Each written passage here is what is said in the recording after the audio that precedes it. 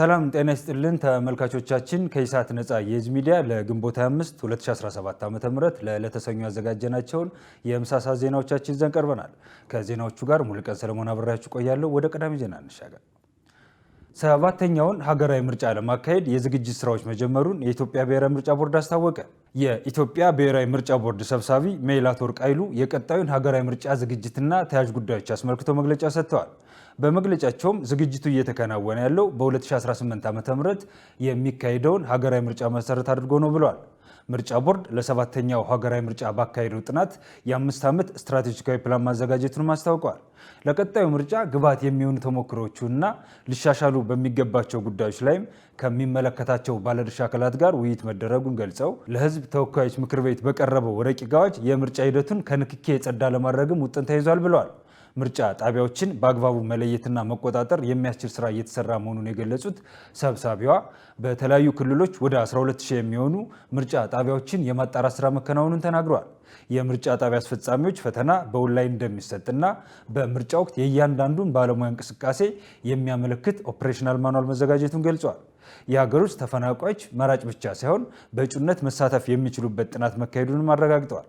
ከዚህ በፊት እጩዎች በምርጫ ክልል ብቻ ይመዘገቡበት የነበረውን አሰራር በማዕከል በኦንላይን መመዝገብ የሚያስችል መተግበሪያ ለመጀመሪያ ጊዜ መበልጸግ መቻሉንም አንስተዋል።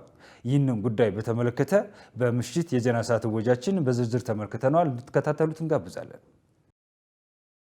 3521 ኢትዮጵያውያን ከሳውዲ ወደ ሀገራቸው መመለሳቸው ተገለጸ። በሳውዲ አረቢያ በአስቸጋሪ ሁኔታ ውስጥ የነበሩ 3521 ኢትዮጵያውያን ባሳለፍነው ሳምንት ወደ ሀገራቸው ተመልሰዋል ተብሏል። በሳምንቱ ውስጥ በተደረገ 9 ዙር በረራ የተመለሱት 3451 ወንዶች፣ 55 ሴቶችና 15 ጨቅላ ህጻናት ሲሆኑ ከተመላሾች መካከል 45 ዕድሜያቸው ከ18 ዓመት በታች የሆኑ ታዳጊዎችም ይገኙበታል። በአራተኛው ዙር በአስቸጋሪ ሁኔታ ውስጥ የሚገኙ 50 ሺህ ዜጎችን ለመመለስ ታቅዶ ከመጋቢት 3 ቀን 2017 ጀምሮ ስራው በይፋ መጀመሩ ይታወቃል። በዚህም እስካሁን 39397 ኢትዮጵያውያንን ወደ ሀገር መመለስ ተችሏል ሲል የሴቶችና ማህበራዊ ጉዳይ ሚኒስቴር በማህበራዊ ትስስር ገጹ አስታውቋል። ሚኒስቴር መስሪያ ቤቱ ከሚመለከታቸው ባለድርሻ አጋር አካላት ጋር በመቀናጀት ለተመላሽ ዜጎች በአየር ማረፊያና በማቆያ ማዕከላት ተገቢውን ድጋፍና እንክብካቤ የሚያደርግ ሲሆን ከቤተሰብ ጋር የማቀላቀል ስራም በትኩረት እየሰራ እንደሚገኝ ገልጿል። በመውጫ ፈተና ውጤት ሳቢያ 90 የግል ከፍተኛ የትምህርት ተቋማት መዘጋታቸው ተገለጸ። የትምህርት ሚኒስቴር የከፍተኛ ትምህርት ተቋማት የመውጫ ፈተናን አስመልክቶ ባወጣው መመሪያ መሰረት 90 ያህል የግል ከፍተኛ ትምህርት ተቋማት ከሚያስፈትኗቸው ተማሪዎች 75 በመቶ ያህሉን ማሳለፍ ባለመቻላቸው መዘጋታቸው ተገልጿል። የትምህርት ሚኒስትር ዴኤታ ኮራ ጡሹኔ ቅድስት ማርያም ዩኒቨርሲቲ ግንቦት 21 ቀን 2017 ዓ.ም በአዲስ አበባ ባዘጋጀው የአፍሪካ የግል ከፍተኛ ትምህርት ተቋማት ዓለም አቀፍ ጉባኤ ላይ እንደተናገሩት 90 ያህል የግል ከፍተኛ ትምህርት ተቋማት ተዘግተዋል። መንግስት ከዚህ በፊት የከፍተኛ ትምህርት ተቋማት የመውጫ ፈተና ከሚያስፈትኗቸው ተመራቂዎች ውስጥ 75 በመቶና ከዚያ በላይ ባላሳለፉት ላይ እርምጃ እንደሚወስድ ከገለጸ በኋላ እስካሁን ምን የተወሰደ እርምጃ አለ ተብሎ ከጋዜጠኞች ለቀረበላቸው ጥያቄ ይህ መመሪያ ከተላለፈ በኋላ ራሳቸው ላይ እርምጃ የወሰዱ ተቋማት አሉ፣ በተለይ ከግሎቹ 90 ያህል ከፍተኛ የትምህርት ተቋማት ተዘግተዋል ብለዋል። ከመንግስት ዩኒቨርሲቲዎች እስካሁን የተዘጋ ባይኖርም ዝቅተኛ ውጤት ያስመዘገቡ ተቋማት እንዳሉም ሚኒስትር ዴኤታው ተናግረዋል። ተዘግተዋል የተባሉት የግል ከፍተኛ የትምህርት ተቋማት በሁሉም የኢትዮጵያ አካባቢዎች ሲያስተምሩ የነበሩ ቢሆንም ስማቸው ግን አልተጠቀሰም። የኛ ስራ ሄዶ መዝጋት ሳይሆን ተቋማቱ ያሉበትን ሁኔታ መግለጽና መማር ለሚፈልጉ ዜጎች ለውሳኔ እንዲረዷቸው ትክክለኛ መረጃ እንዲያገኙ ማድረግ ነው ያሉት ሚኒስትር ዴኤታው የትምህርት ጥራትን ለማስጠበቅ የወጡ መመሪያዎችን በማየት ብቻ በራሳቸው ከገበያ የወጡ ተቋማት መኖራቸውንም መግለጻቸውን ሪፖርተር ጋዜጣ ዘግቧል።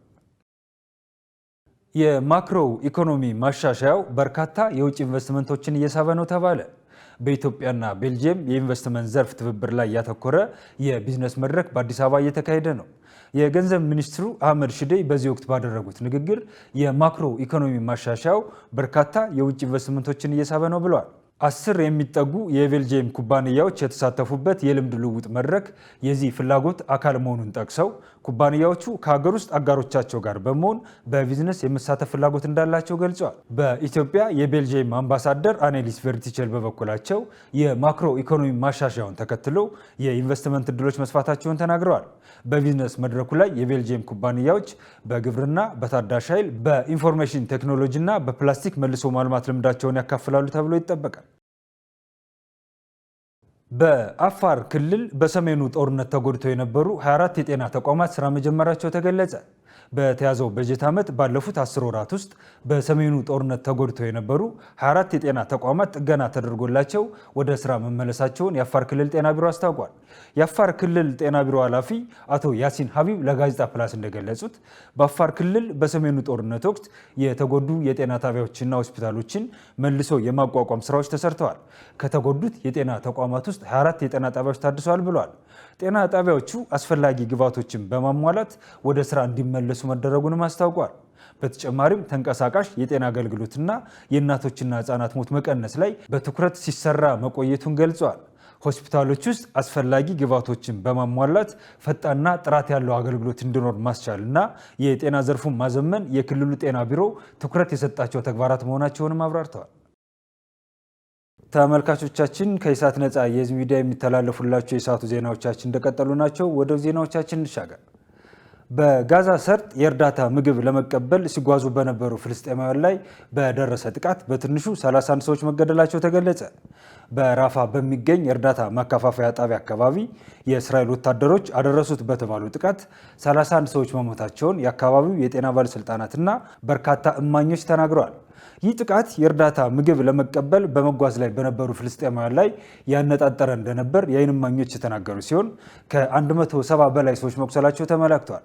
ዓለም አቀፉ የቀይ መስቀል ኮሚቴ በበኩሉ በጥቃቱ 21 ሰዎች መሞታቸውን ሲገልጽ 179 ሰዎች ላይ ጉዳት መድረሱን አስታውቋል። ይሁን እንጂ የእስራኤል ወታደራዊ ኃይል ጥቃት ደረሰ በተባለበት ቦታ አቅራቢያም ሆነ ውስጥ በሚገኙ ሲቪሎች ላይ ተኩስ አልከፈትኩም ሲል ድርጊቱን አስተባብሏል። ዘገባው የፍራንስ 24።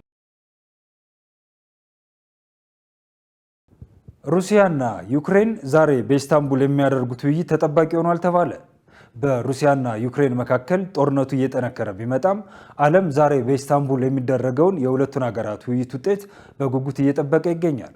በኢስታንቡል ከተማ ዛሬ ለሚደረገው የሰላም ድርድር የዩክሬን ተወካዮች የሰላም ስምምነት ረቂቅ ይፋ አድርገዋል።